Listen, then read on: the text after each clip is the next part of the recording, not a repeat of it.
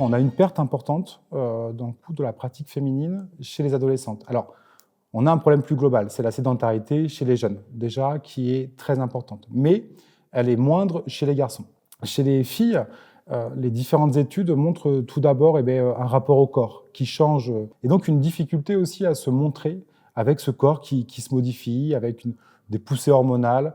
On a aussi le problème des menstruations qui arrivent et qui sont un réel problème, puisqu'aujourd'hui, on a très peu de formation sur le sujet pour les éducateurs et éducatrices sportives qui vont accompagner ces jeunes filles.